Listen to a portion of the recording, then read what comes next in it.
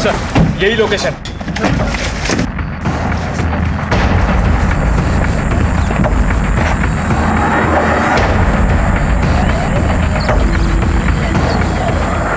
तोड़ दरवाजा।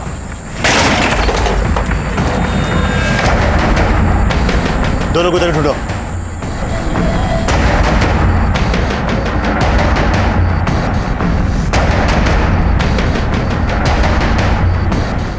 सर अंदर कोई नहीं है। बाहर ढूंढो, आसपास सभी तरफ देखना, बच्चे यहीं की होनी चाहिए। सर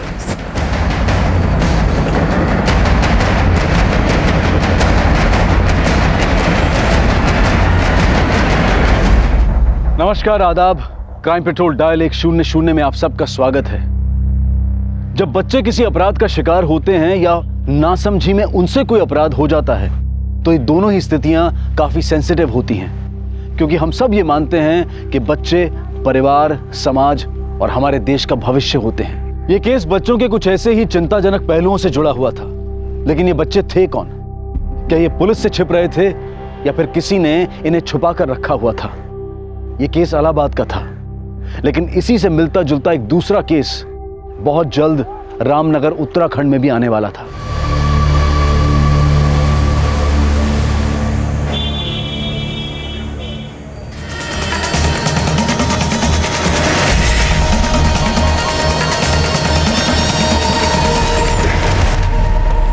सर बॉडी एक लकड़ी काटने वाले ने देखी थी। विदेशी महिला की लाश है। पीछे चलो पीछे हो जाइए, पीछे हो जाइए। सर पहचान ना पता चले इसलिए बॉडी को जलाने की कोशिश की गई है, लेकिन बारिश होने के कारण बॉडी पूरी तरह से जली नहीं है। आसपास और कोई क्लू मिला जिससे इसकी कोई पहचान हो सके? नहीं सर, फिलहाल तो कुछ नहीं मिला।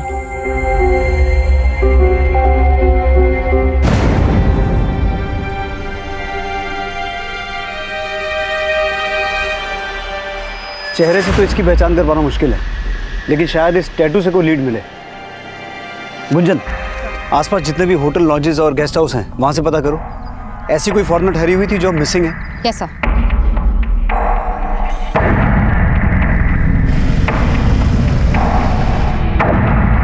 जल्द ही उस अज्ञात महिला की पहचान में जुट गई जिसके विदेशी सैलानी होने का अनुमान लगाया जा रहा था, लेकिन इस वक्त इस महिला की पहचान की कोई लीड नहीं मिल पाई थी और उसकी हत्या का एक केस ऐसे कई और अपराधों से भी जुड़ने वाला था जिसमें इंसानियत की हदें भी पार की जा चुकी थी। खोल लो, खोल, सविता, दरवाजा खोल, अरे खोल ना। सर जिस औरत की लाश हमें जंगल में मिली, ये उसका पोस्टमार्टम रिपोर्ट। सर उस लड़की की मौत हमें लाश मिलने से एक रात पहले सांप के जहर से हुई है। सांप का जहर? हाँ सर, लेकिन सर उसकी पूरी बॉडी में कहीं पे भी सांप के काटने का कोई निशान नहीं है। सर पोस्टमार्टम रिपोर्ट के मुताबिक उसके नेक में सिरिंज घुसा के उसकी पूरी बॉडी में स्नेक पॉइजन इंजेक्ट किया गया था। लेकिन इस लड़की को इस तरीके से सांप का जहर दे के मारा गया, इसके पीछे किसी का मकसद क्या हो सकता है? सर वो तो तभी पता चल पाएगा जब उसकी पहचान हो पाएगी।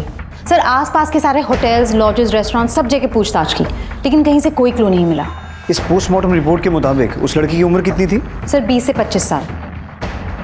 20 से 25 साल। गुंजन, उन होटल्स और लॉजेस में से ये पता करो कि हत्या के कुछ दिन पहले के दिनों में 20 से 25 साल की कोई विदेशी लड़की जिसके हाथ पर इस तरह का टैटू हो, उसने वहां से चेकआउट किया था। और वहां की सीसीटीवी फुटेज भी चेक करना, देखो शायद कोई लीड मिले। Yes sir.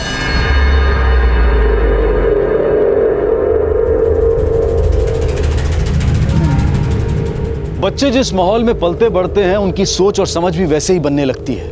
एक तरफ गुड़िया अपने पिता के पारसमणि पाने के अंधविश्वास की साक्षी बन रही थी, तो वहीं दूसरी तरफ आकाश अपनी मां के तंत्र के ढकोसलों से तंग था। छोटू अनाथ था, लेकिन उसमें पढ़ने की जिज्ञासा थी, पर इन बच्चों को सही मार्गदर्शन देने वाला कोई नहीं था। पर इनके दुख, तकलीफ और मजबूरी का फायदा उठाने वाले कई थे। आसपास की पूछताछ में पुलिस को एक रिवरव्यू नाम की लॉज से एक विदेशी महिला के ठहरे होने की जानकारी मिली, जिसका नाम मार्था था और जिसकी बाह पर बिल्कुल वैसा ही टैटू था जैसा कि टैटू उस विदेशी महिला की बाह पर था जिसकी लाश उन्हें जंगल में मिली थी।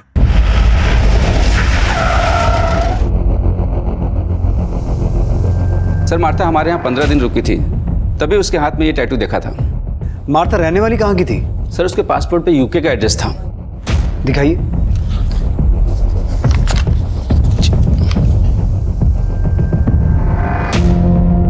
सर चेकआउट करने के बाद वो देहरादून जाने वाली थी। देहरादून की लॉज की बुकिंग भी मैंने ही कराई थी, लेकिन मैंने अभी पता किया मार्था ने उस लॉज में चेक इन किया ही नहीं। सर, हमें जिस लड़की की लाश मिली वो देहरादून हाईवे के पास वाले जंगल से ही मिली थी।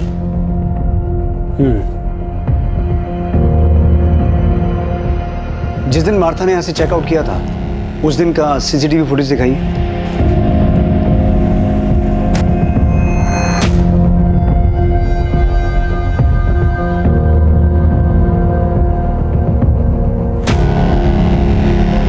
सर, ये टैटू तो बिल्कुल वैसा ही है। सर, हो सकता है यही मार्था हो। आपने कहा यहाँ से चेकआउट के बाद वो देहरादून जाने वाली थी, तो देहरादून जाने के लिए उसने कोई कैब बुक की थी? जी नहीं, यहाँ से उसने कोई कैब बुक नहीं किया था। हो सकता है वो बस से गई हो। कुमार, जिस दिन मार्था ने यहाँ से चेकआउट किया था उस दिन रामनगर से देहरादून जाने वाली सभी बसों और कैब्स की डिटेल्स निकालो। उनके ड्राइवर और कंडक्टर से पूछताछ करो। सर। गुंजन, तुम यूके एम्बेसी में मार्था की डिटेल देकर ये पता लगाने की कोशिश करो कि जब हमें वो लाश मिली थी उसके बाद से मार्था अपने किसी रिलेटिव के टच में थी। इससे हमें ये पता चल जाएगा कि जो डेड बॉडी हमें मिली वो मार्था की थी या किसी और की। Yes sir. आपने कहा कि मार्था आपके यहाँ 15 दिन रुकी थी, उस दौरान उससे कोई मिलने आता था? सर, हमारे लॉज में यूके के और भी गेस्ट रुके हुए हैं, हमने उनको आपस में बात करते हुए देखा था। पुलिस ने जब उन विदेशी पर्यटकों से बातचीत की तो सामने आया कि मार्था उन विदेशी पर्यटकों के देश से तो थी, लेकिन मार्था से उनकी मुलाकात भारत में ही हुई थी। और उनसे की गई पूछताछ से यह संभावना और पुख्ता होने लगी कि जो लाश पुलिस को मिली थी वो मार्था ही होगी। पुलिस हर तरह से उस अपराध का पता लगाने की कोशिश कर रही थी जो मार्था से जुड़ा हो सकता था, लेकिन इस वक्त कोई लीड नहीं थी। और यह सवाल भी उठ रहा था कि अगर एक विदेशी महिला की हत्या लूट और चोरी के इरादे से भी की गई हो तो उसे मारने के लिए उसकी बॉडी में सांप का जहर क्यों इंजेक्ट किया गया, और उसकी बॉडी को जलाने के पीछे अपराधी की क्या मंशा थी। सर, मैंने मार्था की डिटेल्स यूके एम्बेसी में मेल कर दी है। अब अगर वो मार्था ही है तो लॉज के मैनेजर का फोन आया था। वो बोल रहा था उसे स्टाफ से पता चला है कि मार्था के चेकआउट करने के अगले दिन एक बच्चा लॉज में गया था। बच्चा? हाँ सर।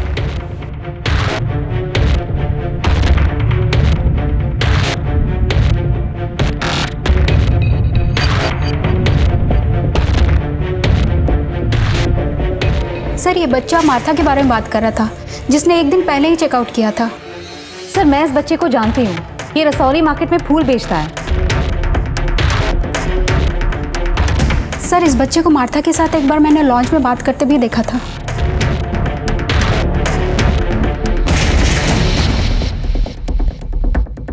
लेकिन सवाल ये उठता है गुंजन कि ये लड़का मार्था के चेकआउट करने के बाद मार्था के बारे में क्या पूछने आया था? सर, उसी से पूछ लेते हैं।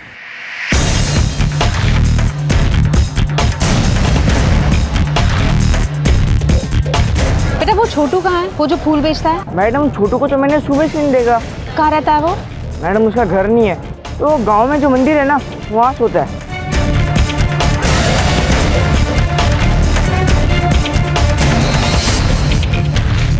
छोटू अब कहां था इसकी फिलहाल कोई लीड नहीं मिली थी, और यह साफ था कि छोटू पिछले दिनों मार्था से मिल रहा था।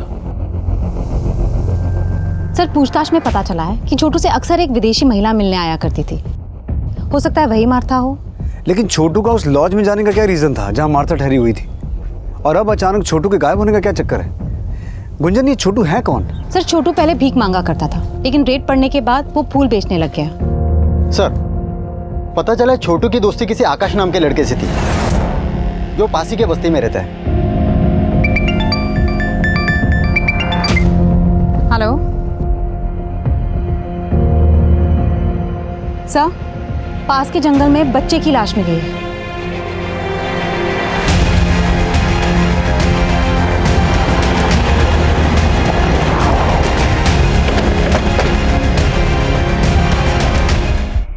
कोई जानता है इस बच्चे को?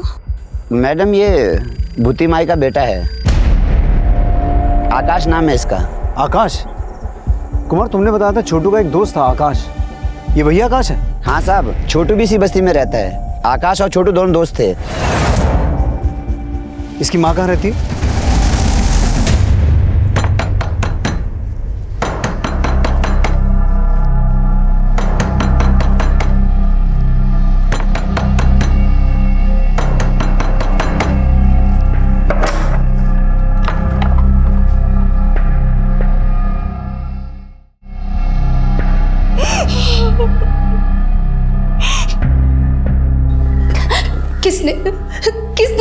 बेटे को। आकाश की बॉडी पर किसी तरह के घाव तो नहीं थे। अब ये पोस्टमार्टम के बाद ही पता चलेगा कि मौत की वजह क्या थी। पोस्टमार्टम? इसका मतलब आप मेरे बेटे की लाश के साथ चीरफाड़ करोगे? नहीं, मैं ऐसा नहीं होने दूंगी। आप मेरे बेटे को वापस दीजिए। मेरा बेटा मुझे वापस चाहिए बस। 1 मिनट, बिना पोस्टमार्टम के हम आपको आकाश की बॉडी नहीं दे सकते हैं। अच्छा, ये छोटू के बारे में आपसे कुछ बात करनी थी हमें। छोटू? क्या उस कमीने ने मारा है मेरे बेटे को? हाँ? हमें छोटू की तलाश है, लेकिन तुम्हें ऐसा क्यों लगता है कि छोटू ने ही आकाश को मारा? साहब, छोटू आकाश से चिढ़ता था। मैंने कई बार आकाश को मना किया उस सड़क छाप लड़के से मत मिल, पर आकाश मेरी बात नहीं माना।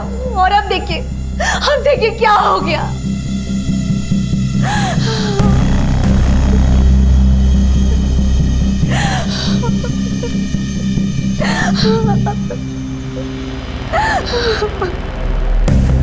आकाश की मां छोटू पर आकाश की हत्या का आरोप लगा रही थी, तो क्या छोटू हत्या करके फरार था? यूके एम्बेसी से मिली मार्था की जानकारी भी ये साफ कर रही थी कि जिस विदेशी महिला की लाश पुलिस को मिली थी वो मार्था ही थी, क्योंकि हत्या के बाद से ही ना तो मार्था का फोन एक्टिव था, ना वो सोशल नेटवर्किंग साइट्स पर एक्टिव थी, और ना ही उसने यूके में अपने रिश्तेदारों से कांटेक्ट किया था। लेकिन मार्था देहरादून क्यों जाने वाली थी, और उसकी पहचान पता चलने के बाद से छोटू कहां गायब था? क्या आकाश और मार्था की हत्या से वाकई में छोटू का कोई कनेक्शन था?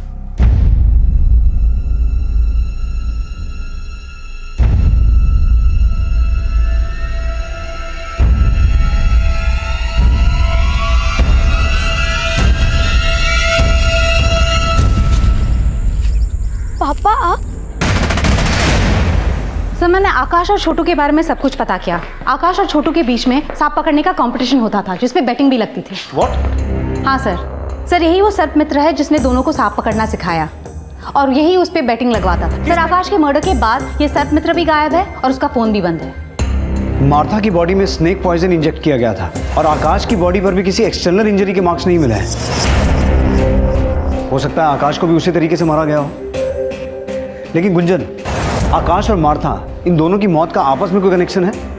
सर, पूछताछ में तो ये पता चला है कि आकाश और छोटू के बीच में कुछ दिनों से झगड़ा चल रहा था, और छोटू मार्था से मिल रहा था। अब छोटू भी गायब है और सर्प मित्र भी। इस सर्प मित्र को ढूंढो। मुझे लगता है इन हत्याओं में उसका कोई ना कोई कनेक्शन है, इसलिए ये गायब है। सर। हेलो मैडम, छोटू मिल गया है। आज रसौली मार्केट में फिर से फूल बेचने आया वो। मैडम, जंगल में एक मंदिर है, मैं वहाँ पहले अपनी माँ के साथ रहता था। 2 दिन से वहीं था मैं। वो सर्प मित्र भी तुम्हारे साथ था? नहीं मैडम, वो मेरे साथ नहीं थे। तो फिर कहाँ है वो? मालूम नहीं मैडम, लेकिन उस्ताद ने बोला था वो थोड़े दिन के लिए कहीं बाहर जा रहे। कहाँ? वो पता नहीं मुझे। तुम मार्था को जानते हो? Martha madam? हाँ साहब, बहुत अच्छी है वो, मुझसे फूल खरीदती है। तुम मार्था को उसकी लॉज में मिलने गए थे? गया था, पर वो मिली नहीं। कहाँ है मार्था मैडम? मैं उन्हें काफ़ी टाइम से खोज रहा हूँ। क्यों खोज रहे हो? मार्था मैडम हम जैसे फुटपाथ के बच्चों के साथ कोई डॉक्यू फिल्म बना रही थी। उन्होंने कहा था मैं भी टीवी पे आऊँगा, तो मैं इसलिए उन्हें खोज रहा हूँ। छोटू, हमसे कुछ छुपा नहीं रहे हो ना? नहीं साहब। तो तुम्हारा वो उस्ताद कहाँ है, वो सर्प मित्र जो तुमसे और आकाश से सांप पकड़ने का खेल खिलवाता था? साहब बोला ना, मुझे सच में नहीं मालूम। तो आकाश का मर्डर क्यों किया? बोलो, क्यों मारा उसे? क्या आकाश मर गया? साहब ये क्या बोल रहे हो? आकाश की लाश मिली है हमें, और हमें पता चला है कि तुम्हारा उसके साथ झगड़ा हुआ था। तुम्ही ने मारा ना उसे? साहब आकाश दोस्त था मेरा, मैं क्यों मारूंगा उसे?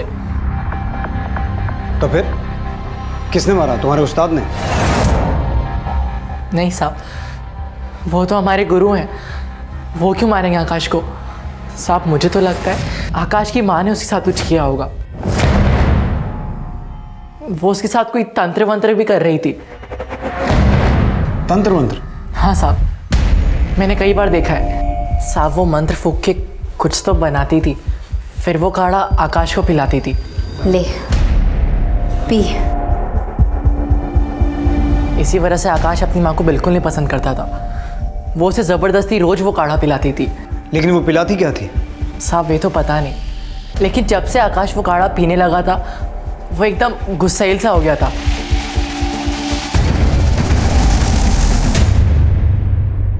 सर छोटू का ये बयान सही है कि मार्था इंडिया में बच्चों पे एक डॉक्यूमेंट्री बनाने के सिलसिले में आई थी। लेकिन मुझे ऐसा लगता है गुंजन कि छोटू अभी भी हमसे कुछ छुपा रहा है। नजर रखना इस पर, और उस सर्प मित्र के बारे में पता लगाने की कोशिश करो। हो सकता है छोटू जानता हो कि वो कहाँ है और उसी ने छोटू को यहाँ सब कुछ सिखा के भेजा हो। और इस छोटू का वो बयान कि आकाश की माँ कुछ तंत्र मंत्र करके उसे कुछ पिला रही थी, उसे कंफर्म करो। और आकाश की माँ भूती माई के बारे में सब कुछ पता करना। Yes sir. मार्था और आकाश की हत्या में सर्प मित्र की भूमिका का संदेह उसके अचानक गायब हो जाने से पुख्ता हो रहा था। एक तरफ पुलिस उसकी तलाश में जुटी थी तो वहीं छोटू पर भी नजर रखी जा रही थी। गुड़िया, मेरे पास कोई पारस मणि नहीं है। मेरे उस्ताद बोलते हैं कि आप ऐसा कोई भी सांप नहीं जिसके मुंह में पारस मणि हो। ऐसे सांप पाताल लोक में होते हैं। ये पाताल लोक कहाँ है? मुझे नहीं मालूम।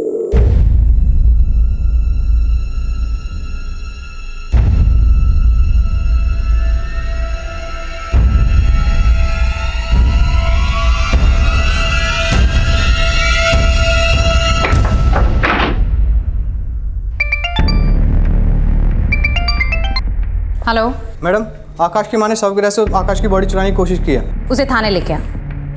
मैं अपने बेटे का पोस्टमार्टम नहीं होने दूंगी। मुझे मेरे बेटे की लाश दे दो। इसीलिए उसका पोस्टमार्टम नहीं होने देना चाहती क्योंकि तूने उसे कुछ पिला के मारा है। मैंने कुछ नहीं किया साहब। बॉडी चुराने की कोशिश तो की, और हमने सुना है तो उसके साथ कुछ तंत्र मंत्र करती थी। हाँ करती थी, लेकिन उसे बचाने के लिए। उसमें कोई बुरा साया था। कैसा बुरा साया? उसकी कुंडली में खराबी थी। किसी ज्योतिषी ने कहा था कि वो अल्प आयु है।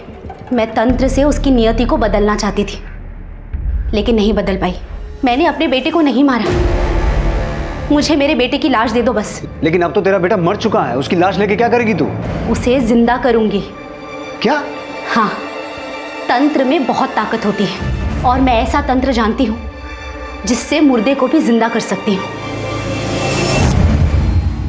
आकाश की मां जो दावा कर रही थी वो उसके अंधविश्वास की मूर्खता ही थी या फिर वो झूठी दलील देकर अपने अपराध को छिपाने की कोशिश कर रही थी? आकाश की पोस्टमार्टम रिपोर्ट से यह बात साफ हो गई कि आकाश की हत्या भी जहर इंजेक्ट करके ही की गई थी जिस तरह से मार्था को मारा गया था। और जब पुलिस ने आकाश के घर की छानबीन की, पूरा घर छान मारो।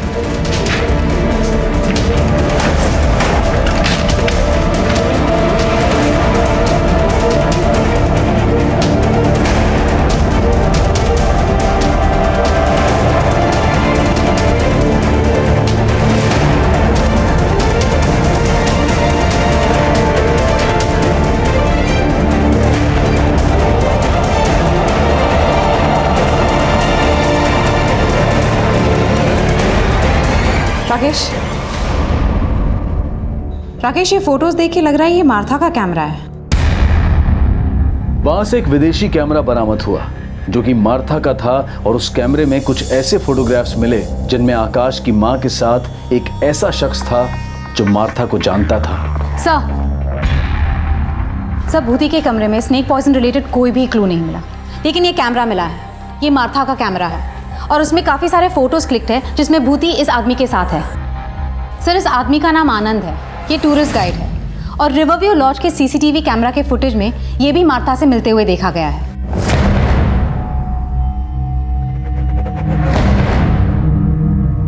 सर, मार्था को गाइड की जरूरत ही नहीं पड़ती थी, उसे पहले से सब कुछ पता था। तो फिर तू मार्था को मिलने उस लॉज में भी जाता था? सर, मैं तो उस लॉज में दूसरे टूरिस्ट से मिलने जाता था जो उसके देश से थे। वहीं मेरी मुलाकात मार्था से हुई। और मार्था का कैमरा वो आकाश की मां के पास कैसे पहुंचा?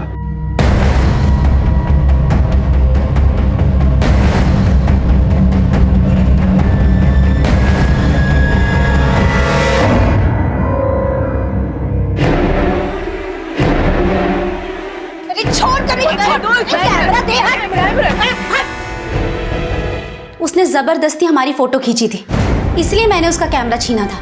लेकिन इस आनंद के साथ क्या रिश्ता है तुम्हारा? वो सर एक्चुअली मेरा और भूति का अफेयर है। हाँ, मेरा आनंद के साथ चक्कर है। मेरा मर्द मर चुका है। अगर मैं आनंद को पसंद करती हूँ तो इसमें गलत क्या है? वो गलत नहीं है, लेकिन अपना राज छुपाने के लिए तुमने जो मार्था को मारा है वो गलत है। ये आप लोग क्या बोल रहे हो? कभी कहते हो कि मैंने अपने बेटे को मार दिया, कभी कहते हो कि उस फिरंगी को मार दिया। मैं क्या शक्ल से आप लोग को खूनी लगती हूँ? वो जहर और सिरिंज कहाँ है जिनसे उनको मारा? कौन सा जहर, कौन सा सिर? मैंने किसी को नहीं मारा। सर ये विदेशी तो मेरे लिए भगवान है। इनकी वजह से मेरे जैसे गाइड का पेट पलता है। भला इतनी छोटी सी बात के लिए मैं मार्था को क्यों मारूंगा? सर मैं तो खुद शर्मिंदा था, इसलिए मैंने मार्था से माफी भी मांगी थी भूति के लिए। सब भूति बहुत खड़ूस औरत है। मेरा इतना मना करने के बाद भी उसने वो कैमरा वापस नहीं किया उसका। इसने हमारी पारसमणि चुराई है। पारसमणि नहीं चुराई उसने। पारसमणि सर, जिस सुबह मार्था ने रिवरव्यू लॉ से चेकआउट किया था, उस सुबह आनंद मार्था के देश के दूसरे लोगों के साथ खेताली में था। उन्होंने एलिबाई कंफर्म की है। आनंद उनके साथ देर रात तक था। आकाश की माँ भूति माई की एलिबाई भी कंफर्म करो। हो सकता है मार्था के मर्डर में उसका हाथ हो। हेलो। हाँ मैडम, छोटू को गांव के एक आदमी ने बहुत मारा। मैडम उससे बार बार सर्प मित्र और उस पारसमणि के बारे में पूछ रहा है। पारसमणि? कौन है वो आदमी? पराग नाम है मैडम उसका। उसकी एक बेटी है गुड़िया, जो हमेशा उस छोटू से मिलती रहती है। सर उस सर्प मित्र की इंफॉर्मेशन मिली है। तू उन लोगों पे नजर रख, मैं बाद में बात करती हूँ। सर जोगीपुर में एक सपेरों की बस्ती है। सर इस वक्त वो जोगीपुर गांव में है।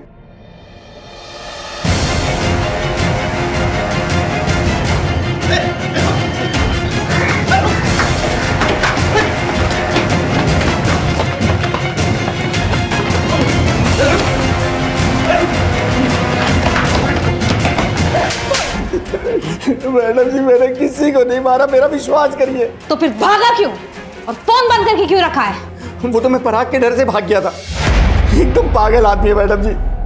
उसे वहम हो गया था कि मेरे आकाश के पास कोई पारसमणि है। इसके लिए उसने हम लोगों को बहुत परेशान किया मैडम जी। मुझे सांप दे। पागल है क्या? सांप दे इधर। मैंने कहा मुझे सांप दे। मुझे सांप चाहिए।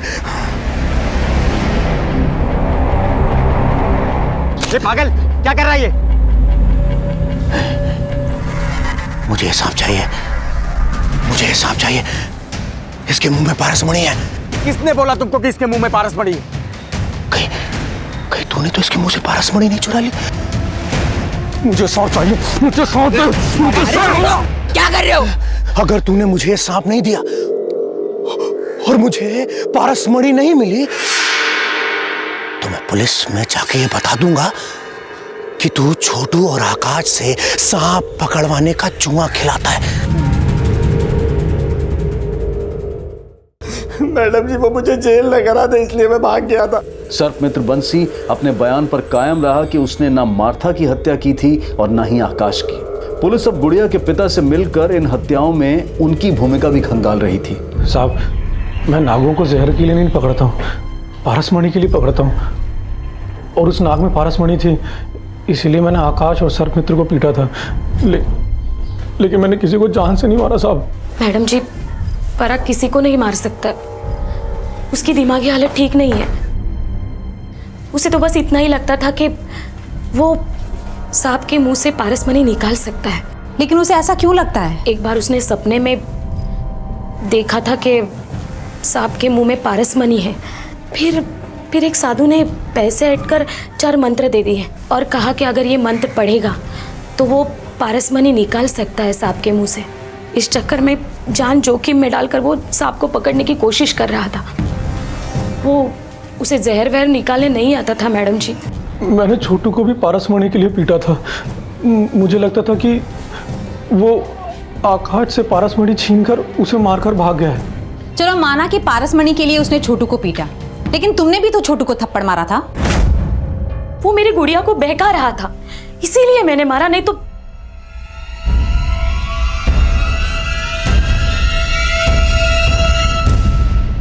देखो बेटा, डरो मत। जो भी है हमें खुल के बताओ। मैं कुछ नहीं जानती हूँ। तुम छोटू से चोरी छिपके क्यों मिलती थी? क्योंकि माँ को छोटू पसंद नहीं। क्यों? वो अनाथ है इसलिए। पर वो मेरा दोस्त है, मैं उसे पढ़ाती हूँ क्योंकि वो स्कूल नहीं जा सकता ना, इसलिए। तुम छोटू को पढ़ाती हो? हाँ मैडम, वो मुझे सांप पकड़ना सिखाता है, बदले में मैं उसे पढ़ाती हूँ। तुम छोटू से सांप पकड़ना सीखती हो? पापा सांप पकड़ के पारस मनी निकालना चाहते हैं, इसलिए मैं सांप पकड़ के पापा को देना चाहती हूँ ताकि उनको बाहर ना जाना पड़े और माँ उनको बंद ना रखे। गुड़िया का मासूम बयान छोटू की भी पैरवी कर रहा था और उसके पिता की भी, और जल्द ही इस केस में एक नया खुलासा हुआ। सर, पता चला है कि मार्था ने देहरादून के डिप्टी कमिश्नर को चिट्ठी लिखी थी। उस चिट्ठी में लिखा था कि वो डीसी से मिलना चाहती है। लेकिन मार्था देहरादून के डिप्टी कमिश्नर से मिलना क्यों चाहती थी? सर, इस बारे में तो चिट्ठी में कुछ भी नहीं लिखा। हेलो। हाँ मैडम जी, हाँ मेरी ना गुड़िया कहीं नजर नहीं आ रही है और वो छोटू भी कहीं दिख नहीं रहा है। जरूर वो लड़का मेरी लड़की को कहीं ले गया है। सर, गुड़िया की माँ का फोन था, वो कह रही है कि गुड़िया नहीं मिल रही है। उसे लग रहा है कि छोटू ही उसे उठाकर लेकर गया है।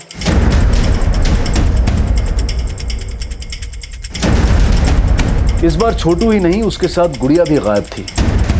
लेकिन वो खुद गायब हुए थे या उनको गायब करने के पीछे किसी और का हाथ था? नहीं साहब, गुड़िया को तो नहीं, उसके बाप को भूती माई के साथ झगड़ते हुए देखा था। तेरी वजह से मेरा बेटा मरा है। मैं तेरे और तेरे खानदान का सर्वनाश कर दूंगी, सर्वनाश। सर, मुझे ऐसा लगता है कि आकाश की मौत का बदला लेने के लिए उसकी माँ भूती माई ने गुड़िया को गायब किया। लेकिन गुंजन, गायब तो छोटू भी है। सर, इस आदमी ने गुड़िया को छोटू के साथ जाते हुए देखा था। छोटू गुड़िया को लेकर जंगल की तरफ गया है। गुंजन, छोटू ने हमें बताया था कि जंगल में एक मंदिर है जहाँ वो अपनी माँ के साथ रहता था। हो सकता है गुड़िया को लेकर वहीं गया हो।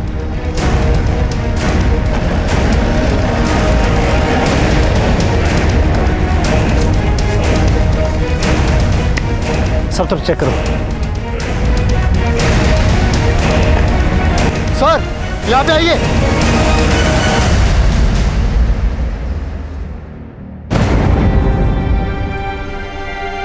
जिंदा है, एम्बुलेंस बुलाओ जल्दी।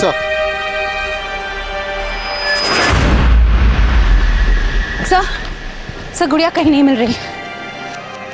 गुड़िया को आखिरी बार छोटू के साथ देखा गया था। हो सकता है यहाँ भूती माई आई हो और भूती माई और आनंद ने मिलकर गुड़िया के साथ कुछ किया हो। आनंद और भूती माई दोनों को लेके आओ। सर,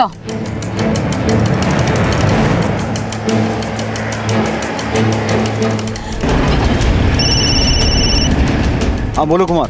सर, आनंद के घर पे ताला लगा है और उसका फोन भी बंद आ रहा है। ना मैंने गुड़िया छोटू को कुछ किया है, ना मुझे पता है कि आनंद कहाँ है। सर, आनंद को अपनी कार से गांव की बाहर की तरफ जाते हुए देखा गया था। Let's go. एक तरफ छोटू के होश में आने का इंतजार किया जा रहा था, लेकिन गुड़िया कहाँ थी?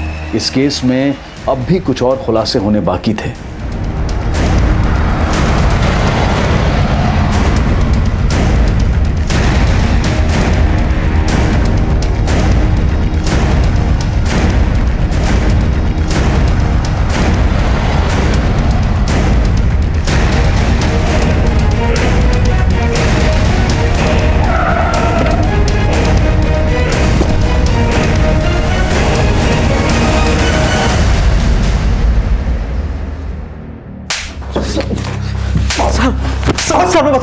सर मैं बताता हूँ।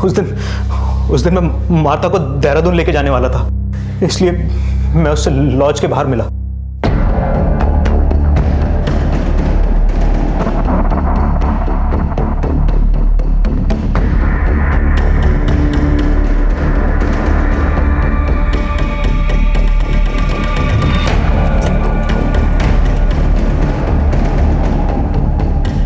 यहाँ क्यों रोका? अभी बताता हूँ तुझे। वो मुझे एक्सपोज करने वाली थी, इसलिए मैंने उसे मार दिया। ऐसा क्या एक्सपोज करने वाली थी? मैडम, मैं अनाथ हूँ, गरीबी से परेशान था, खूब सारे पैसे कमाना चाहता था मैं। फिर एक दिन आनंद मुझे मिला और उसने बोला कि अगर मैं उन फिरंगी लोगों के साथ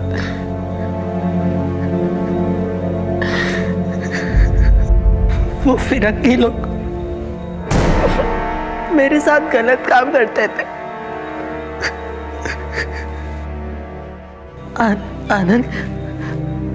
आनंद मुझे इसके लिए पैसे दिया करता था। और आकाश को क्यों मारा? तू उससे भी ये सब करवाता था?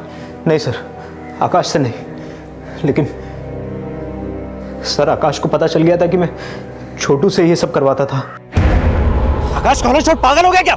तूने मेरे माँ को पागल किया, मैं कुछ नहीं कर पाया, पर तूने छोटू के साथ किया, वो बहुत बुरा किया। इसके लिए मैं तुझे छोड़ूंगा नहीं, पुलिस में दे दूंगा तुझे मैं।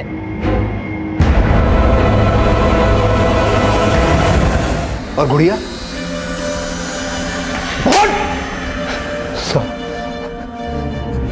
साहब, गुड़िया को एक फिरंगी ने पसंद कर लिया था, इसलिए मैंने गुड़िया को। गुड़िया मुझसे जंगल में सांप पकड़ना सीखती थी और बदले में मुझे पढ़ाती थी। लेकिन आनंद जब उस दिन वहां आया, वरना वो फिरंगी लोग गुड़िया के साथ में।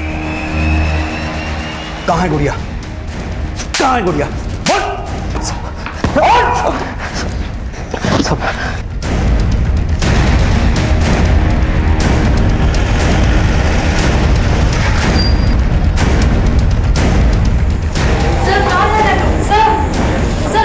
गुंजन, उस तरफ चेक कर। सर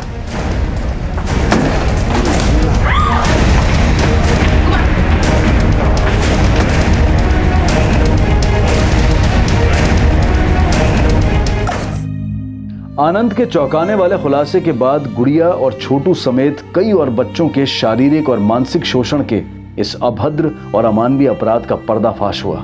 इस केस से पहले सामने आया इलाहाबाद का केस भी ऐसे ही घिनौने अपराध से जुड़ा था। बच्चों के शोषण से जुड़े इस मामले के खिलाफ विदेशी मूल की मार्था ने बहुत पहले ही ये मुहिम छेड़नी चाहिए थी, लेकिन उसकी हत्या करके उसकी इस मुहिम को दबाने की कोशिश की गई। लेकिन मार्था का यह जज्बा एक उदाहरण पेश करता है कि सच्चाई और मानवता के लिए लड़ने वाले सरहदें नहीं, बल्कि इंसान और इंसानियत के उस सूत्र को रेखांकित करते हैं जो किसी देश या व्यक्ति विशेष के लिए नहीं, बल्कि पूरे विश्व के लिए जरूरी है। देखते हैं हमारे आज के एपिसोड की दूसरी कहानी। तब लगा कि इससे बुरा कुछ हो ही नहीं सकता, लेकिन उसके बाद जो हुआ वो नहीं, जो हो गया सो हो गया। अब उसके बारे में नहीं सोचूंगी मैं। अब तो मैं मुंबई आ गई, यहाँ कुछ बुरा नहीं होगा, यहाँ सब अच्छा ही होगा मेरे साथ। मुंबई सपनों का शहर, इतनी उम्मीदों के साथ आई थी मैं यहाँ मुंबई में।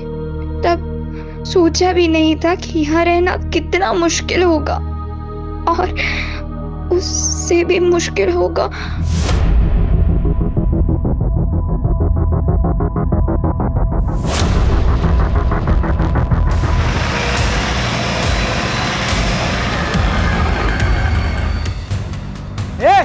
पीछे हटो। क्या लग रहा है? पीछे हटिए। पीछे हटो। पीछे हटो।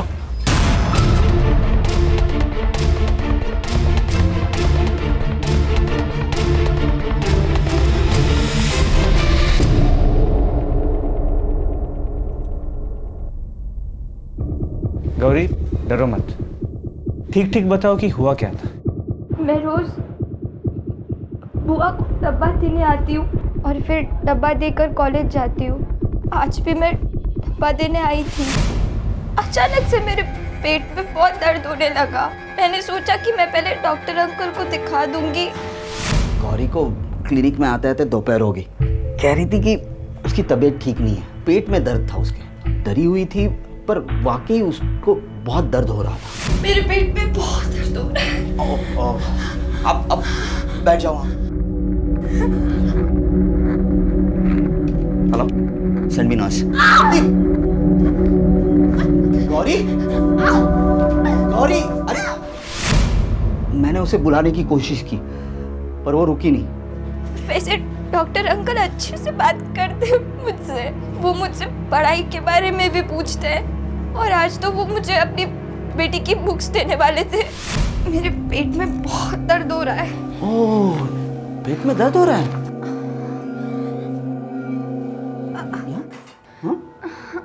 कब से हो रहा है दर्द? अभी थोड़े टाइम से बहुत दर्द हो रहा है।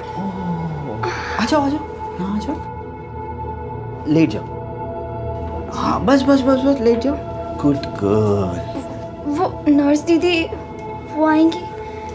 आ जाएगी, वो आ जाएगी। अरे बहुत दर्द हो रहा है ना, तुम लेट जाओ, लेट जाओ।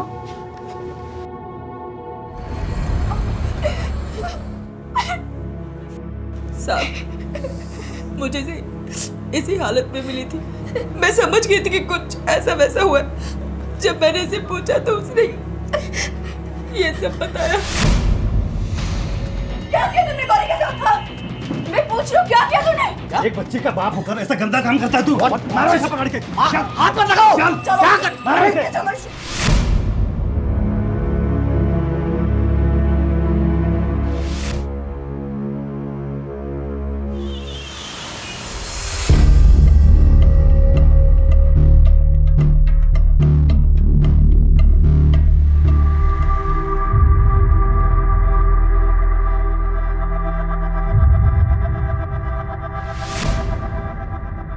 काय झालं? काही नाही झालं। वो एक्चुअली मैं लेट हो रहा हूँ, मैं निकलता हूँ अभी। तो इतना क्या जरूरी है कि बिना नाश्ता किए जा रहे हो? अरे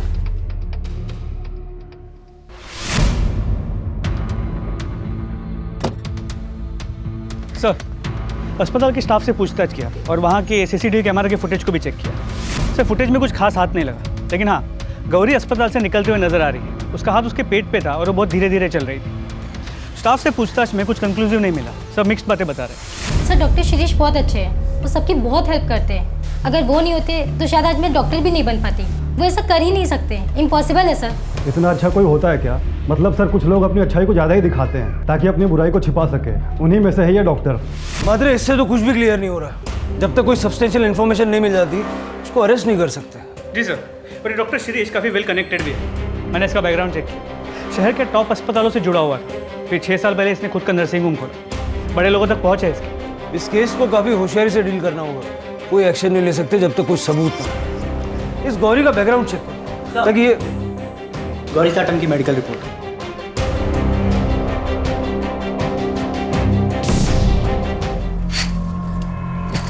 बाबा, ये तुम क्या कर रही हो? मैं तुमसे बात कर रहा हूँ, ये सब क्या कर रही हो? मत करो ये सब। तो क्या करूं? पर्दे खुले रखो? हाँ, सब लोग देख रहे हैं, तरह तरह की बातें कर रहे हैं।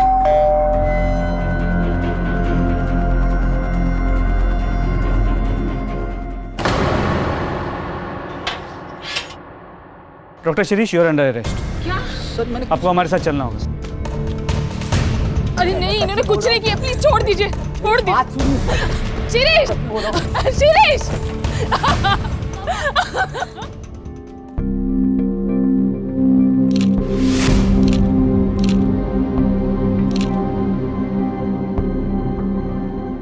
सर, वो लड़की झूठ बोल रही है। मैंने उसे हाथ तक नहीं लगाया। तूने उसे सिर्फ हाथ नहीं लगाया, उसका रेप किया। रेप? ये देख मेडिकल रिपोर्ट। तू तो डॉक्टर है ना, पढ़ ले। सर, पर ये मैंने नहीं किया। लेकिन गौरी तो तेरा ही नाम ले रही है। वो झूठ क्यों बोल रही है यही नहीं समझ में आ रहा है सर। सर, कुछ तो गड़बड़ है, मुझे फंसाया जा रहा है। कौन फंसाएगा? किसी से कोई दुश्मनी है? गौरी तेरा ही नाम क्यों लेगी? हिमा। सर, गौरी की एक बुआ है, हिमा, वो ये सब कर सकती है। वो जो तुम्हारे हॉस्पिटल में आया है वो? हाँ सर, 4 दिनों पहले उसे मैंने निकाल दिया था काम से। लेकिन जब गौरी के साथ ये सब हुआ तो वो वहाँ मौजूद थी। नोटिस पीरियड पे है सर। बहुत गुस्सा आया था उसे। गलती हो गई, सॉरी बोल रही हूँ ना सर। आगे से ऐसा नहीं होगा सर। ये सब तुम पहले भी बता चुके हो मुझे। सर सच्ची मैंने कुछ नहीं किया सर। झूठ मत बोलो, मुझे आर्ग्यूमेंट नहीं चाहिए। नहीं सर, प्लीज ऐसा मत करिए सर। काम चला गया तो बहुत प्रॉब्लम हो जाएगी तो सर प्लीज ऐसा मत करिए सर। Sir please. साहब, वो झूठ बोल रहा है, नाटक कर रहा है खुद को बचाने के लिए।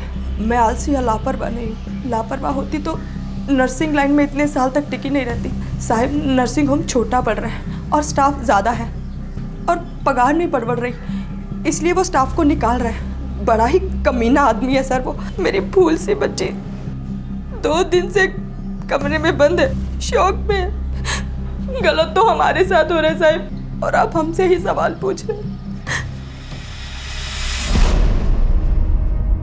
नहीं चाहिए मुझे ये सब, नहीं होता मुझसे। काश आई बाबा जिंदा होते तो ये सब नहीं होता। नफरत है मुझे इस जगह से, इन सब लोगों से, अपने आप से।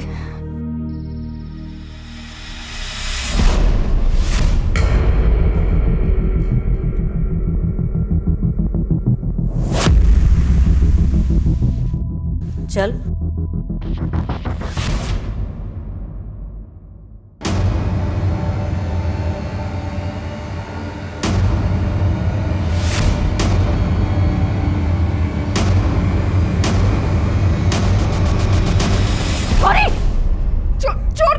छोड़, क्या कर रही है? छोड़, पागल हो गई है तू। कौन है?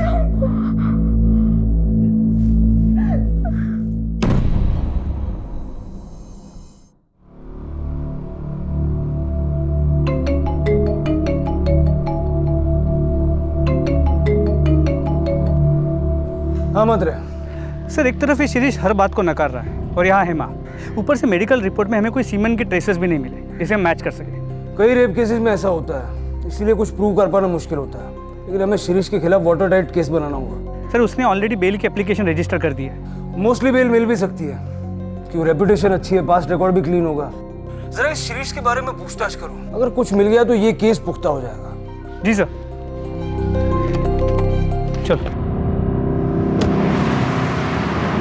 ये डॉक्टर शिरीष की पुराने पेशेंट्स की लिस्ट, इनसे पूछताछ करो, डिटेल्स निकालो। मूव। हेलो, क्या? कहाँ? सर, आप उस लड़की को अभी के अभी अरेस्ट कीजिए।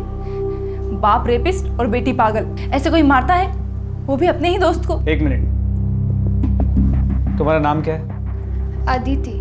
अदिति, अब साफ साफ बताओ कि हुआ क्या था। हम लोग कॉलेज से घर आ रहे थे। अब तो डॉक्टर के पास जाना भी डेंजरस है बॉस। जाने देना प्रिया। चल, स्टूपिड इडियट्स। अगर तू ऐसे ही रिएक्ट करेगी तो लोग तुझे और सताएंगे। तेरे पापा ऐसे हैं, पर उसमें तेरा क्या फॉल्ट? लेकिन तेरे पापा, अरे जब मैं अंकल के क्लिनिक में एंटर करती थी, मुझे एक अजीब सी घबराहट होती थी, डर लगता था जिस तरह से वो टच करते थे। Stop it Aditya, enough. But Priya, मैं सच बोल रही हूँ। I hate you। मम्मा। सर, अब आपको एक्शन लेना ही होगा।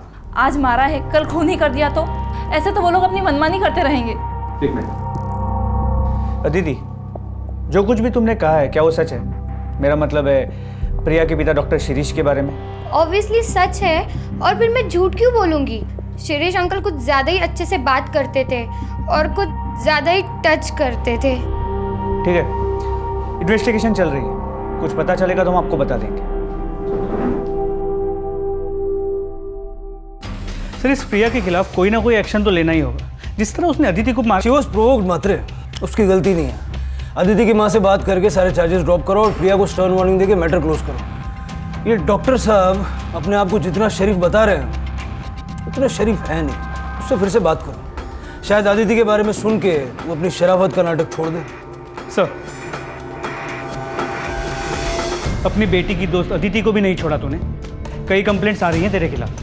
बोल, किस किस का गलत फायदा उठाया? ऐसा कुछ नहीं किया मैंने। फिर अचानक से उसने कहीं और जाना शुरू क्यों किया? डॉक्टर क्यों बदला उसने? मैंने उसे कहा था, बार बार क्लिनिक आने लगी थी, फिर बार बार घर में आने लगी।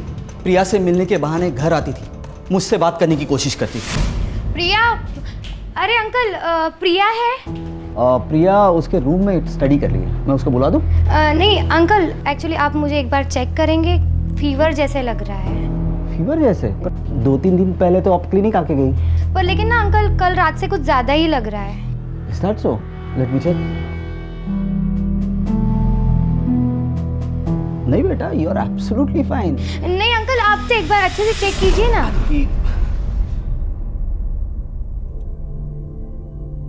देखो अदिति बेटा, आई कैन अंडरस्टैंड, इस उम्र में ऐसा होता है, अपने से ओल्डर उम्र की आदमी की तरफ अट्रैक्शन होता है, खासकर तुम्हारी सिचुएशन में। पर बेटा यू हैव टू स्टॉप। आप बार बार क्लिनिक या घर में नहीं आ सकते। मैं कहाँ बार बार आती हूँ? आई डोंट, ऐसा कुछ है ही नहीं तो। Then it's good. मैं प्रिया को बुला देता हूँ। प्रिया, नहीं, इट्स ओके, मैं उससे ना कॉलेज में बात कर लूंगी। Okay, bye uncle. बस सर, वो लास्ट दिन था, उसके बाद ना ही वो घर आई ना ही क्लिनिक। ठीक है, लेकिन अगर इसमें से एक भी बात झूठ निकली ना, बहुत बुरा होगा। सर, ये सब कुछ खत्म हो सकता है। आप सिर्फ मुझे एक बार गौरी से बात करने की इजाजत दे दीजिए, मैं उसे पूछूंगा क्यों झूठ बोल रही है। आई एम श्योर वो अपनी कंप्लेंट वापस ले लेगी सर।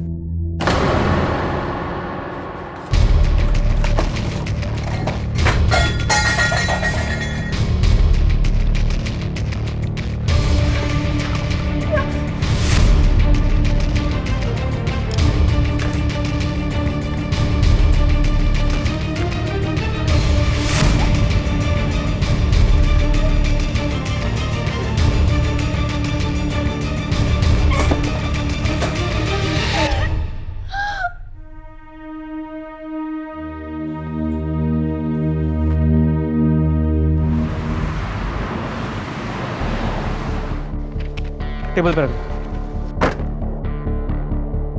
सर, डॉक्टर शिरीष अपनी वही बात दोहरा रहा है। 3rd डिग्री के बाद भी? जी सर, और बिना किसी डीएनए एविडेंस या कोई पुख्ता सबूत के उसकी बात को पूरी तरह झुठला भी नहीं सकते। आई नो, ठीक है, तुम कोशिश करते रहो। लड़की ने पूरे होशो आवाज में सीधा एक्यूज किया। मैटर सीरियस भी है और सेंसिटिव भी, और गौरी नाबालिग है तो पॉक्सो भी लागू होगा। मतलब एक काम करो, शिरीष की सारी हिस्ट्री चेक करो, कुछ ना कुछ तो मिलेगा। और गौरी का बैकग्राउंड भी चेक करो। गौरी का? हो सकता है गौरी झूठ बोल रही हो, किसी और के डर से या किसी और को बचाने के लिए। ये एंगल भी चेक करना पड़ेगा। मात्र किसी बेगुनाह को सजा नहीं होनी चाहिए। तो फैमिली ने कुछ बताया? उसकी फैमिली तो खुद डिप्रेस्ड है। क्रिमिनल क्राइम तो कर देता है, लेकिन ये नहीं सोचता कि इसका उसके अपने परिवार पे क्या असर होगा, खास करके ऐसे मामलों में। कल तक जो एक रेप्यूटेड डॉक्टर का परिवार था, वो आज सारी दुनिया से मुंह छुपा के बैठा है।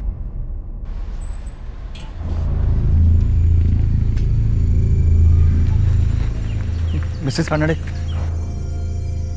मुझे आपसे जरूरी बात करनी। मैं मिसेस रानडे नहीं हूँ।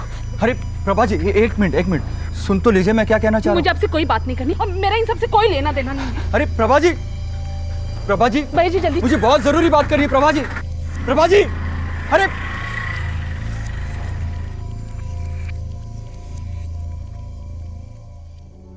शिरीष,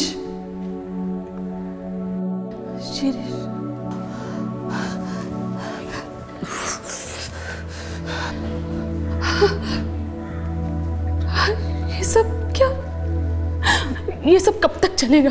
ये लोग क्यों तुम्हारे पीछे पड़े हैं? मुझे कुछ समझ में नहीं आ रहा। शिरीष, लेकिन कोई तो सॉल्यूशन होगा, कोई तो रास्ता होगा।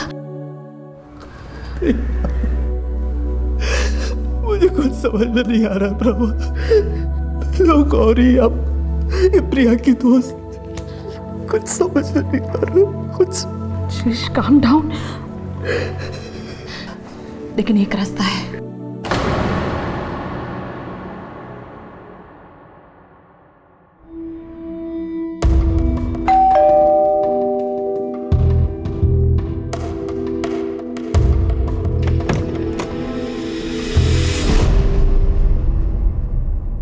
सर, डॉक्टर शिरीष का background check. Anything significant? Nothing sir, spotless career, कोई झगड़ा नहीं, कोई मिसकंडक्ट नहीं। पिछले 6 साल के उसके नर्सिंग होम के रिकॉर्ड्स को चेक किया, कुछ नहीं मिला। उसके पहले वो जिन अस्पतालों में जुड़ा था वहाँ बात की, उसके पुराने पेशेंट से बात की, कुछ नहीं मिला सर, बिल्कुल बेदाग है। वाकई बेदाग है या दाग छुपाने की कोशिश की गई? सर ऐसा लगता तो है नहीं। 6 साल पहले उसका एक लोकल नेता के साथ झगड़ा हुआ और वहाँ भी डॉक्टर शिरीष ने ही उस नेता के खिलाफ कंप्लेंट रजिस्टर की, इसके अलावा और कुछ नहीं। और गौरी? सर गौरी का बैकग्राउंड चेक चल रहा है, जैसे ही कुछ पता चलता है मैं आपको अपडेट करता हूँ।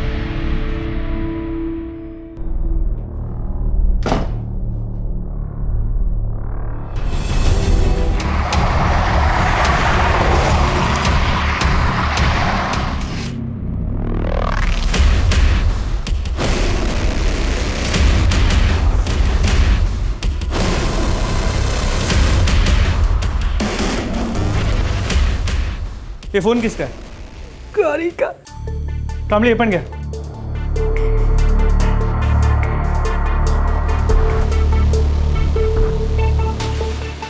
सॉरी, मैंने झूठ बोला। आपने हमेशा मेरी हेल्प की, कभी मेरे साथ कुछ गलत नहीं किया, लेकिन मैंने आपके बारे में झूठ बोला। अब मुझसे सहन नहीं होता। मैंने जो भी किया उसके लिए सॉरी। गौरी ने सुसाइड से पहले ये मैसेज भेजा डॉक्टर शिरीष के नंबर पे, जो फ़ोन हमारी कस्टडी में है। मात्र शौक में होने के बावजूद गौरी ने बहुत क्लियरली शिरीष पे रेप का इल्जाम लगाया था। वही लड़की अचानक सुसाइड। आपको लगता है कि ये सुसाइड स्टेज्ड है? सच पे पर्दा डालने के लिए, क्योंकि अगर वाकई शिरीष बेगुनाह है और किसी ने गौरी को उसका नाम लेने के लिए मजबूर किया है, तो आगे चल के गौरी उसके लिए खतरा बन सकती है। सर, उल्टा भी तो हो सकता है। हो सकता है डॉक्टर शिरीष गुनहगार हो और उसने अपने आप को बचाने के लिए गौरी को मरवा दिया और फिर गौरी के फ़ोन से मैसेज भिजवा दिया। मात्र ये सुसाइड है या नहीं, ये जाने बिना आगे बढ़ना मुश्किल होगा। पता चल जाएगा सर। गौरी की पोस्टमार्टम रिपोर्ट जल्दी ही आ जाएगी।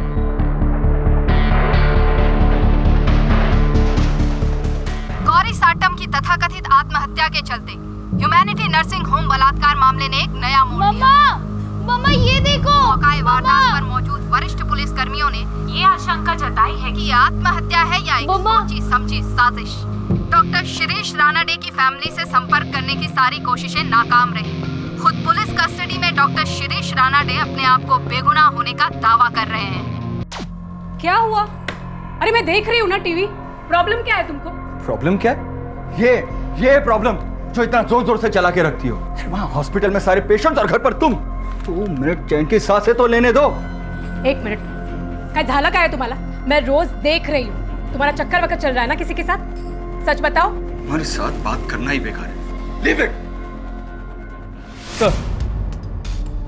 गौरी की पोस्टमार्टम रिपोर्ट, उसकी मौत 1:30 और 2 के बीच हुई है और वो मैसेज 2:15 को भेजा गया है। उसके बॉडी पे स्ट्रगल के निशान है, मतलब उसने अपने आप को बचाने की कोशिश भी की थी। सर, ये तो क्लियर मर्डर है।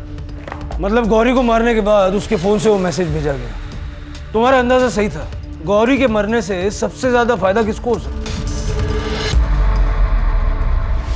क्या गौरी उसने अपने आप को क्यों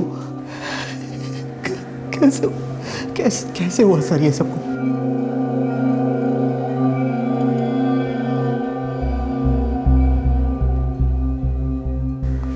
कहना क्या चाहते हैं कि ये सब मैंने किया? हमने तो अभी कुछ कहा ही नहीं। वैसे तू एक बात से तो इनकार नहीं कर सकता कि गौरी की मौत से सबसे ज्यादा फायदा तुझे होगा, क्योंकि उसके भेजे हुए एसएमएस से तेरे सर पे लगा हुआ इल्जाम हट जाएगा। लेकिन बदकिस्मती से वो मैसेज गौरी के मरने के बाद भेजा गया था। उसको मारने वाले ने उसके मोबाइल से वो मैसेज भेजा था। अब सवाल ये उठता है कि गौरी को मारने वाला तुझे क्यों बचाना चाहेगा? ये मुझे कैसे मालूम सर? और आपको क्या लग रहा है मैं यहाँ से बैठे बैठे गौरी को? That is impossible. लेकिन तू बाहर किसी से करवा भी तो सकता है ना। That is possible. सर, आपको लगता है कि ये सच बोल रहा है?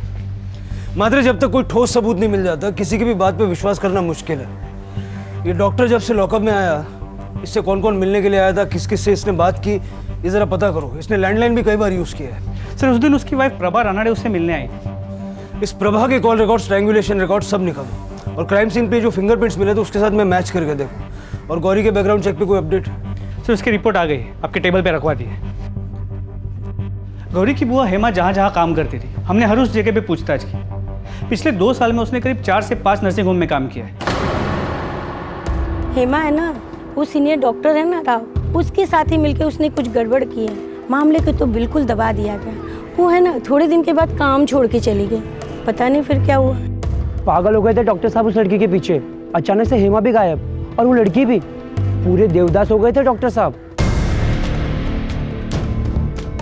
स्ट्रेंज। कहीं ऐसा तो नहीं कि जिसे हम अब तक विक्टिम मान के चल रहे थे उसकी असलियत कुछ और ही है? ये जो 2 डॉक्टर्स के बारे में बात की, इनसे बात करो। इनसे पूछो कि ये सब रूमर्स है या वाकई इसमें कोई सच्चाई भी है। सर, वो बच्ची नहीं थी सर। डोंट नो कि उसकी क्या प्रॉब्लम थी। वो खुद ही नर्सिंग होम आती थी। वो क्या नाम है उसकी आंटी हेमा से मिलने के लिए।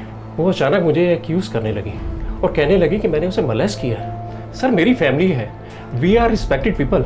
सर हेमा ने तमाशा खड़ा कर दिया, कहने लगे कि ये मैटर मैं पुलिस में लेके जाऊंगी। मैंने सीधे उसे नौकरी से निकाल दिया। मैंने उसे कहा कि तूने जो उखाड़ना है उखाड़, जब मैंने कुछ गलत काम किया ही नहीं तो मैं डरूं क्यों? तो क्या हुआ? कुछ भी नहीं, ब्लडी ठग्स, चली गई ना।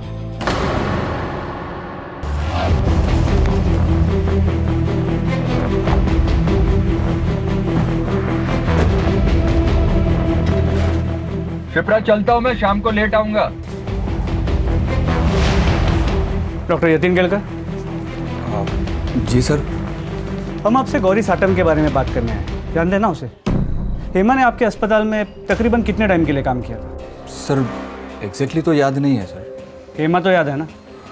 जी सर। हेमा के साथ आपके अस्पताल में कोई प्रॉब्लम हुई थी क्या? हमने सुना है उसने आपका काम अचानक से छोड़ दिया। क्या ये गौरी कभी आपके करीब आने की कोशिश करती थी?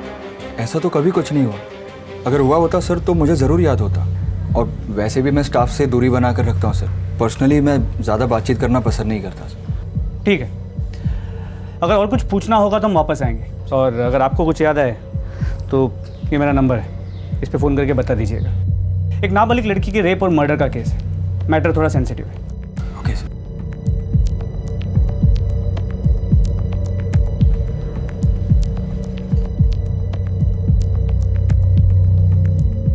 पुलिस क्यों आई थी यहाँ पे?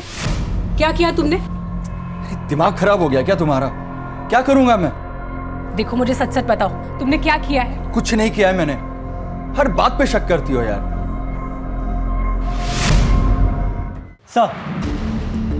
सर ये प्रभा रानाडे के कॉल रिकॉर्ड्स हैं।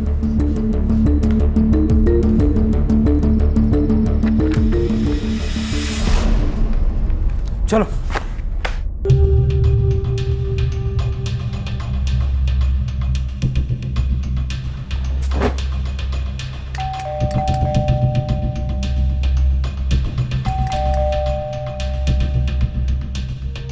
काकड़ी देखो जरा। डॉक्टर शिरीष रानाडे की फैमिली से संपर्क करने की सारी कोशिशें नाकाम। अंदर टीवी चल रहा है, आवाज आ रही है, लेकिन सब खिड़कियां दरवाजे बंद है, कुछ दिखाई नहीं दे रहा। मिसेस रानडे पुलिस है, खोलिए दरवाजा। मिसेस रानडे। प्रिया।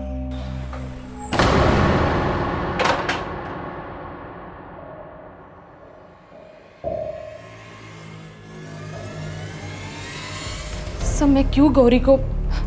मैं तो उस लड़की के आसपास भी नहीं गई, मैं तो उसे जानती भी नहीं हूँ। हमारे पास सबूत है, तुम्हारे फोन का लोकेशन उस वक्त उसी जगह का है। क्या कर रही थी वहाँ? मैं वहाँ गई थी, लेकिन उसे मारने नहीं, ऐसा कुछ भी नहीं था। अभी के अभी मेरे साथ पुलिस स्टेशन चल, कंप्लेंट वापस ले ले।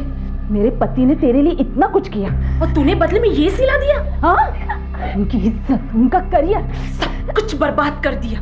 हाँ, चल मेरे साथ, केस वापस ले ले। आप जाओ प्लीज, आपको जो बात करनी आप मेरी हत्या से बात करो। देख, आप जाओ प्लीज, प्लीज मुझे अकेला छोड़ दो। ठीक है, मैं जा रही हूँ, तुम्हारे हत्या से भी बात करूंगी। हम कैसे मान लेंगे जो तुम बोल रही हो वो सच है? तुम्हारे पास तो मोटिव भी था और मौका भी था। सर मैंने ऐसा कुछ नहीं किया है, वी आर रिस्पेक्टेड फैमिली। पता चल जाएगा। गौरी के दुपट्टे और फोन पे जो फिंगरप्रिंट्स मिले हैं, अगर उससे तुम्हारे फिंगरप्रिंट्स मैच हो गए तो फिर। सर मैं जब वहाँ से निकली थी तब मैंने वहाँ एक आदमी को जाते हुए देखा, उसकी घर की तरफ। कौन था वो आदमी? जानती हो उसे? नहीं सर, मैं उसे जानती नहीं हूँ, लेकिन एक दिन वो आदमी मेरा पीछा कर रहा था। सर वही बता सकता है मेरे जाने के बाद गौरी जिंदा थी या नहीं। उसका चेहरा याद है? ऑफ कोर्स सर, याद है। एक बार उसने रास्ते में मुझे रोककर मेरे से बात करने की कोशिश की थी। हाँ सर, मैं यहाँ गौरी के गांव पहुँच गया हूँ। उसके घर के आसपास पूछताछ करके देखता हूँ कि उसकी किसी के साथ कोई दुश्मनी या कोई और एंगल सामने आता है क्या। जी सर, मैं आपको इमीडिएटली अपडेट करूँगा। Okay sir. हाँ साहब, वो मेरे बाजू में ही रहती थी। कुछ टाइम के बाद उसके माँ बाप मर गए और वो अपने काका काकी के यहाँ रहने चली गई, और पता चला कि वो अपने काका काकी के यहाँ से भी भाग गई है। साहब एक तो दया की, उसको घर में रखा, इतना सब कुछ किया उसके लिए, फिर भी घर से भाग गई नालायक लड़की। ये तो हम भी जानना चाहते हैं। आपने उसके लिए इतना सब कुछ किया, फिर भी वो घर से भाग के क्यों गई? मुझे क्या पता साहब? पता नहीं या कुछ छुपा रही है? सब जो कुछ था सब बता दिया मैंने। मैं क्या छुपाएगी साहब आपसे? मैं तो हैरान हूँ, मुंबई भाग गई, वो भी अपनी हत्या के पास। बहुत पहुंची हुई लड़की है साहब। थी, अब नहीं है। थी? इसलिए उसके बारे में जो भी बोलेंगी ना, सोच समझ के बोलना। सर, ये गौरी की चाची की बातों से ऐसे लगा कि वो कुछ छुपा रही है। मतलब सपोर्ट और शेल्टर के मिलने के बावजूद गौरी का इस तरह घर छोड़ के चले जाना कुछ सेंस नहीं बनता। एग्जैक्टली। लेकिन उसके पहले एक और बात। प्रभा रानड़े के मुताबिक उसके गौरी के घर से निकलने के बाद उसने एक आदमी को गौरी के घर की तरफ जाते हुए देखा था। कुछ चेहरा भी यार, मैंने स्केच बनाने के लिए बोला है अभी। सर उस आदमी का स्केच है प्रभा रानड़े के मुताबिक।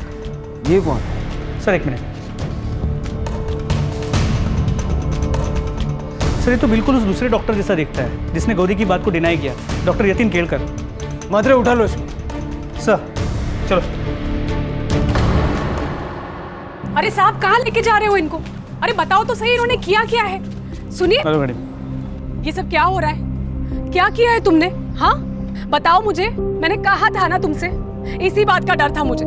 शिप्रा, कभी तो शक करना बंद करो। जी सर, गौरी को मैंने ही मारा है। लेकिन सर मैं उसे मारने के इरादे से नहीं गया था। मेरी लाइफ तो पहले से ही बर्बाद कर चुके थे वो लोग, लेकिन मैं नहीं चाहता था कि डॉक्टर शिरीष के साथ भी वो लोग ऐसा ही करें। मतलब साफ साफ बताओ, क्या बकवास कर रही है? अरे मैंने इसे हाथ तक नहीं लगाया। गौरी क्या चल रही है? तो ये ऐसा क्यों बोल रही है? झूठ बोल रही है क्या? वैसे भी हॉस्पिटल में सबने देखा है कि किस तरह सारा दिन आपकी नजरें गौरी पर ही टिकी रहती है। 17 साल की मासूम सी बच्ची है वो। छोड़ूंगी नहीं तेरे को, पुलिस में कंप्लेंट करेगी। हाँ। अरे ऐसे कैसे पुलिस में कंप्लेंट करेगी? तेरी झूठी कंप्लेंट की वजह से मेरी लाइफ, मेरी फैमिली, मेरा करियर सब बर्बाद हो जाएगा। चल गौरी तू चल। सुन, समझौता कर लेते। 50,000। चल गौरी। अरे रुको, देखो 75, 75,000 ले लो और ये मामला यहीं पर खत्म करो। देखो इससे ज्यादा मैं नहीं दे पाऊंगा, इतना ही कैश है मेरे पास। चल गौरी। हत्या ले लेते हैं ना, मुझे पुलिस के पास नहीं जाना है। यानी गौरी को पैसे चाहिए थे? नहीं सर, पैसे तो उस हेमा को चाहिए थे। वो तो गौरी को बस यूज कर रही थी। डॉक्टर शिरीष के मामले में भी वो वैसा ही कर रही थी जैसा उसने मेरे साथ किया। लेकिन मैंने सोच लिया था सर, मैं अब चुप नहीं बैठूंगा। बहुत हो गया था सर, मैं इन सब में इन्वॉल्व नहीं होना चाहता था। मैं कंट्रोल नहीं कर पाया सर। इसके बाद मैंने डॉक्टर शिरीष की वाइफ से कांटेक्ट करने की कोशिश की, क्योंकि मैं विटनेस बनने के लिए तैयार था, ताकि हम सबको बता सके कि हेमा और गौरी पहले भी ऐसा कर चुकी है। मिसेस रानड़े, मुझे आपसे ज़रूरी बात करनी। मैं मिसेस रानड़े नहीं हूँ। लेकिन सर वो इतनी डरी हुई थी कि उसने मेरी एक भी नहीं सुनी। इसलिए सर मैंने उसका पीछा करना शुरू किया। और सर जब मैंने देखा कि वो गौरी के घर से बाहर आ रही है, तो मैंने सोचा कि मुझे गौरी से जाके बात करनी चाहिए, उसे समझाना चाहिए। शायद वो मेरी बात समझे।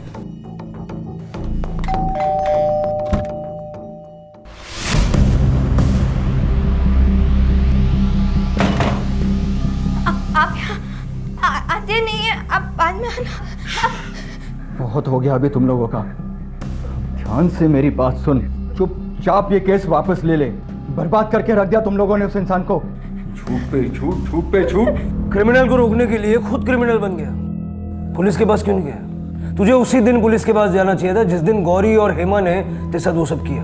गौरी को मारकर तूने अपनी और अपने फैमिली की पूरी जिंदगी बर्बाद कर ली।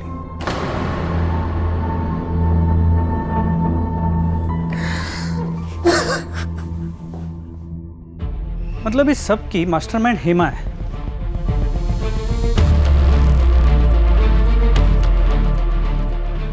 क्या हुआ सर? क्या सोच रहे? एक बात खटक रही है। हर बार मामला मॉलेस्टेशन का था। हेमा ने हर बार सामने वाले पे गौरी के साथ बदतमीजी करने का या उसको गलत तरीके से छूने का आरोप लगाया। ये डॉक्टर शिरीष के मामले में अचानक रेप क्यों? हो सकता है इस बार वो ज्यादा पैसे ऐंठना चाहती हो, या फिर ये भी हो सकता है कि शिरीष और हेमा के बीच में कोई अरेंजमेंट हो जो बैकफायर हो गया और बाद में दोनों के बीच में फूट पड़ गई। इतना तो कंफर्म है कि गौरी के साथ रेप हुआ था। मतलब यही पता करना है। कि ये रेप डॉक्टर शिरीष ने किया था या किसी और ने। इस केस में कई ऐसे सवाल हैं जिनके जवाब मिलना अभी बाकी है, और ये जवाब हमें मिलेंगे हेमा से। ले आओ उसे। सर, सब झूठ बोल रहे साहिब। गरीब लोगों को बदनाम करना आसान होता है, हमने ऐसा कुछ भी नहीं किया। हेमा, तुमने इतने सालों में बहुत सारे अस्पतालों नर्सिंग होम में काम किया, और इनमें से कई में गौरी के साथ ऐसा ही हुआ। और हर बार इल्ज़ाम किसी ऐसे आदमी पे लगा जो किसी अच्छी पोस्ट पे हो, समाज में जिसकी बहुत इज्जत हो। तुम्हें क्या लगता है ये सब होते हुए किसी की नज़र में नहीं जाएगा कि कुछ गड़बड़ हो रहा है? देखो, यूजुअली हम औरतों के साथ ज्यादा सख्ती नहीं करते, लेकिन इस बार मामला एक नाबालिग बच्ची के रेप और मर्डर का है, तो सच उगलवाने के लिए कुछ भी करना पड़ा तो करेंगे। आप क्या बोल रहे हैं साहिब? मैं अपनी साहिब, वो मेरी बेटी थी, मैं उसके साथ ऐसा क्यों होने दूंगी साहिब? बेचारी, मैं तो उसे देख भी नहीं पाई साहिब। कितना दुख हो रहा है मुझे। सर, ये हेमा काफ़ी पहुंची हुई है। अगर आप कहें तो फोर्स का इस्तेमाल करके सच्चाई उगलवा सकते हैं। ऐसे तो वो कुछ नहीं बोलेगी। मात्र एक अजीब बात है, पिछले 2 मामलों में वो नकार रही है, 100% झूठ बोल रही है, लेकिन जब उससे इस रेप के बारे में पूछते हैं मुझे लगता है वो वाकई सच बोल रही है। मतलब वो अपना पुराना पैंतरा इस्तेमाल करने गई और वो बैकफायर हो गया। डॉक्टर ने मौके का फ़ायदा उठा लिया। डॉक्टर शिरीष ने या फिर किसी और ने? शिरीष और गौरी का कच्चा चिट्ठा तो हमारे पास है, लेकिन हेमा के बारे में पूरी इन्फॉर्मेशन नहीं है। जरा पता करो कि गौरी के रेप और मर्डर की वारदातों से पहले हेमा किस किस के टच में थी। उसके कॉल रिकॉर्ड्स भी निकलो। सर, उसके कॉल रिकॉर्ड्स ऑलरेडी मंगवाए थे, आ गए, मैं लेके आता हूँ।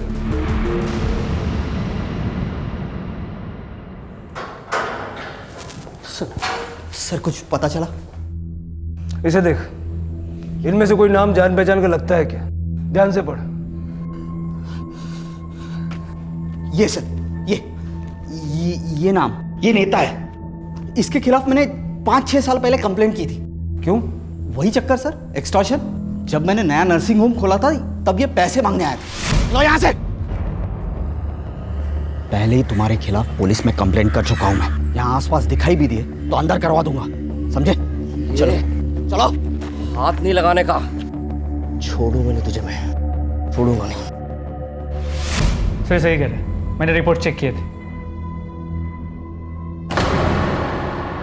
और लोग वोट क्यों नहीं देंगे? क्या हुआ, हमने 8 साल में सड़क का काम पूरा किया है। लोगों को काम याद दिलाओ, 8 साल नहीं, ठीक है? साहब, वो पुलिस आई है। पुलिस? बाहर रुकने को बोलो।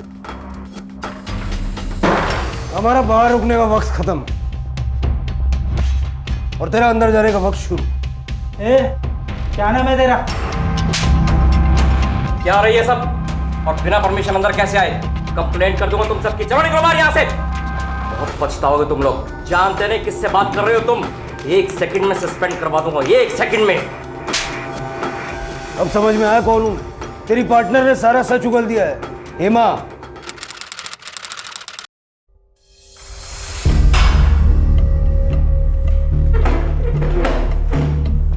मुंह नहीं खोलेगी? मत खोल। तेरे पार्टनर ने तेरे बारे में सारा सच कबूल कर लिया है। किस तरह तुम लोगों ने डॉक्टर शिरीष को बदनाम करने का प्लान बनाया, किस तरह रेप करवाया, किस तरह इस सब के लिए उसने तुम्हें थोड़े से ज्यादा पैसे दिए। बेटी बेटी बोल रही है गौरी को, थोड़े से पैसों के लिए बेटी को बेच दिया। मैंने कोई प्लान नहीं बनाया साहिब। मुझे तो मालूम भी नहीं था कि वो गौरी का रेप। मैं तो वही करने वाली थी जो हर टाइम करती थी, झूठा आरोप लगाकर ब्लैकमेल कर रही है साहिब। लेकिन सर, नेता पाटिल तो बोल रहा है कि रेप का आइडिया इसी का था, ज्यादा पैसे कमाने के लिए। झूठ बोल रहा है कमीना।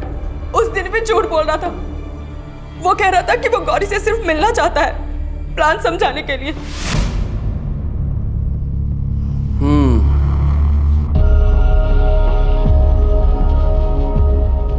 तो ये है वो कर पाएगी ये? मतलब कि हो पाएगा इससे? इतना बड़ा तमाशा करने के लिए दम चाहिए। पहले भी तो कर चुकी है ना साहब। तुम जाओ, अकाउंटेंट को बोल दिया मैंने, पैसे ले लो। और सुनो, आधे मिलेंगे और आधे नर्सिंग होम बंद करवाने के बाद, ठीक है? जाओ। हेमा, इसे यहीं रहने दो, मुझे इससे कुछ बात करनी है। तुम रुक, मैं आती हूँ।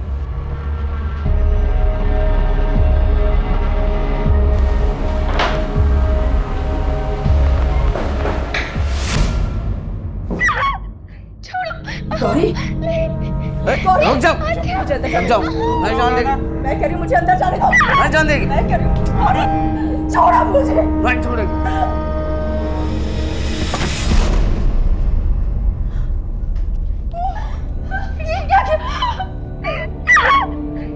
ये क्या हो गया आपने?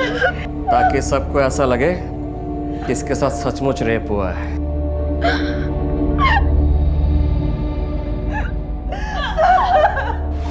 कुछ समझ ही नहीं आया साहब, मतलब मैं क्या करती? हम लोग कुछ भी नहीं थे उन लोगों के सामने, आखिर हम ही तो गए थे उनके पास और अभी आधे पैसे लेने बाकी थे साहब। मैंने गौरी को समझाया, कपड़े बदलकर उसे हॉस्पिटल आने को कहा। मेरे पेट में बहुत दर्द हो रहा है। मैं नर्स दीदी को बुलाता हूँ। नर्स को भेजो मेरे केबिन में जल्दी। मुझे नहीं पता था साहब कि गौरी के साथ ऐसा हो जाएगा। अनाथ बच्ची, मेरे ऊपर जिम्मेदारी थी साहब उसकी, मुझ पर विश्वास करती थी वो।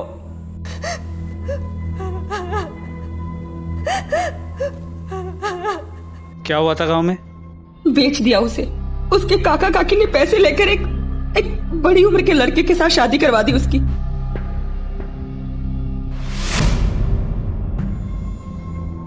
और तुमने उस बच्ची का इस्तेमाल लोगों को ब्लैकमेल करके पैसा ऐंठने के लिए किया। सिर्फ मेरे अकेले के लिए नहीं किया साहब, वो पढ़ना चाहती थी, सच में वो नर्स बनना चाहती थी साहब। मेरे पास और कोई चारा नहीं था। मेरा पति हलकट सारा दिन दारू पी के पड़ा रहता था। मैं क्या करती? जो बुरा होना था साहब वो तो हो चुका, और मैंने सोचा कि बाकी के पैसे लेने अभी बाकी हैं, इसीलिए हमने डॉक्टर शिरीष को फंसाया साहब। तुम्हारे पास डॉक्टर शिरीष से दुश्मनी का मोटिव है और हमारे पास चश्मदीद गवाह। पटेल, तूने डॉक्टर शिरीष से 6 साल बाद बदला लिया। तू हेमा के बारे में भी जानता था वो लोगों को किस तरह फंसाती है। इसलिए जैसे ही हेमा ने डॉक्टर शिरीष की नर्सिंग होम को ज्वाइन किया, तूने उससे कांटेक्ट किया, है ना? अब हमारा सस्पेंशन तो नहीं होगा, लेकिन तेरा ट्रांसफर जरूर होगा जेल में। चल ये कामले, चल चल कामले ले।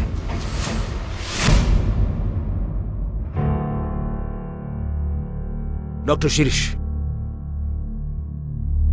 देखिए कभी कभी जस्टिस को पाने के लिए हमें कई ऐसे कदम उठाने पड़ते हैं जो बाद में गलत साबित होते हैं। ये भी उन्हीं में से एक था। जो कुछ आपके साथ हुआ उसे तो हम बदल नहीं सकते, but we apologize. That's okay sir. आप लोग अपना काम कर रहे थे, मेरी भी बेटी है। कल उसके साथ कुछ ऐसा ही हो जाता है तो मैं आपसे यही उम्मीद करूंगा कि आप अपना फर्ज निभाएं।